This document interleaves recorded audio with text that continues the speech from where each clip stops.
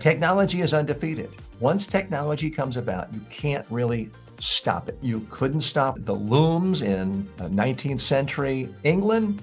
You couldn't stop AT&T automating long-distance phone calls.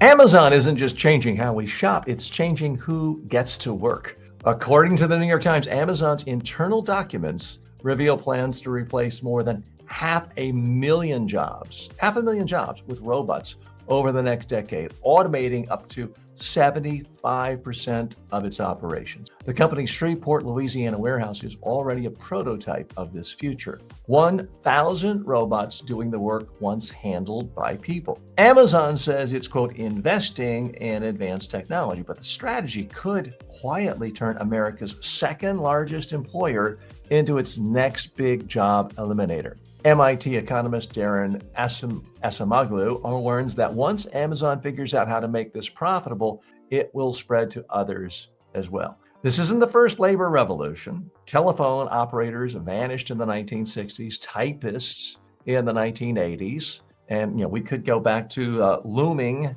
and creating cloth in previous centuries. Each time, the machines got faster and the humans got fewer in that particular job. So imagine what's going to happen here if Amazon can just say, we don't really need any workers anymore. That's going to be a huge hunk out of the economy. So what's the real message here? Amazon says, yes, we value our employees. We love our employees. Our employees are great. We got this robot company and we want them to do the dirty work. Well, guess what? Pretty much all of Amazon is the dirty work. It's getting packages from here to there. And if a robot can do it faster, easier, and cheaper, it is going to mean the elimination of 500,000 jobs. What's the message to you? If you have a job at Amazon or any job where it's physically picking up, moving things around, you've got to start preparing, building a new skill set for an entirely new career. Let's dig a little bit deeper here.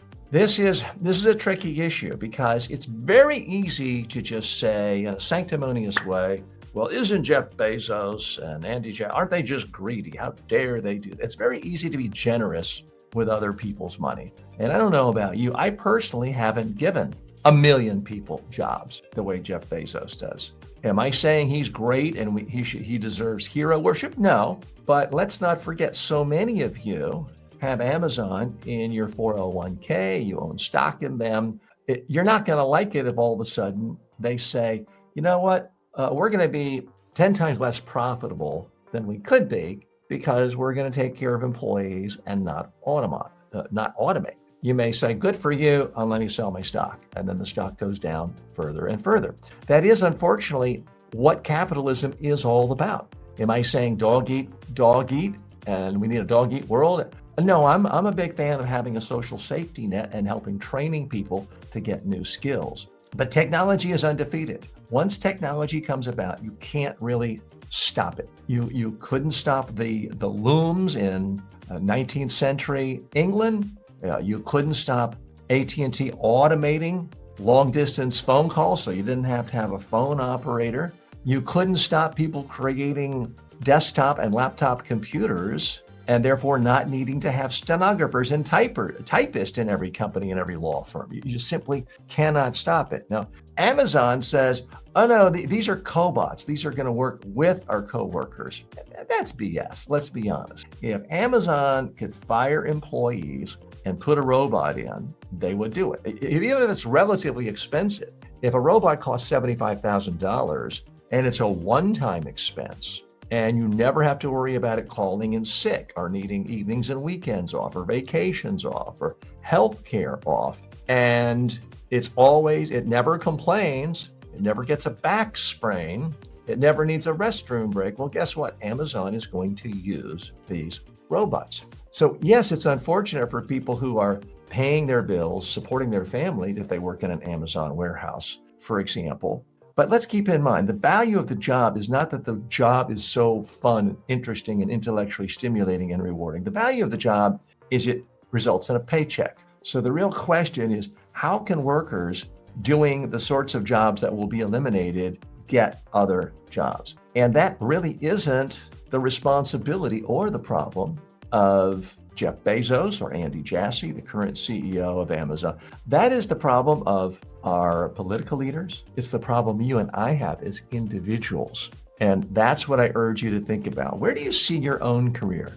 If you are a young person and you don't really enjoy studying and you don't really enjoy school, and maybe you tried a semester or two of community college, you didn't love it, and now you got a job at an Amazon warehouse, and all of a sudden you're making more money than you ever have before. You're not rich, obviously, but you're making more money than you ever have. You can maybe afford rent. You can go out with your friends on the weekends, have a beer, and watch TV, play some, life is okay. You got to ask yourself, where do you see yourself in 5 years? Where do you see yourself in 10 years? If you're not constantly learning higher level skills, there's a good chance you will be put out of business by a robot. It can happen to anyone. It can happen to me. Now, I'm trying to get ahead of it by I actually have my own AI clone. Now, I'm the real thing hosting this show today, but at some point, if AI video clones and audio clones are ruling everything, I want it to be my clone. So that is my biggest piece of advice to you is you've constantly got to think about not what's the job you're doing now.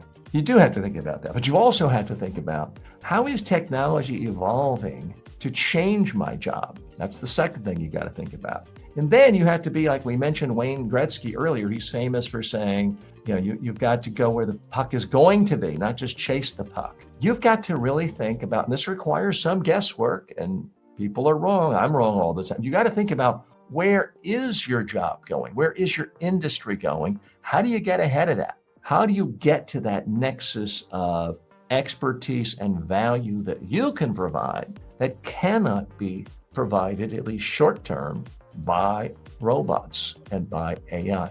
Long term, who knows? We may all become irrelevant, and there may be a utopia where we're sitting back and being fed grapes by beautiful robots. Maybe the species just dies because we're all so lazy and addicted to our phones. No one ever leaves home again. No one ever leaves their bedroom again. I don't know.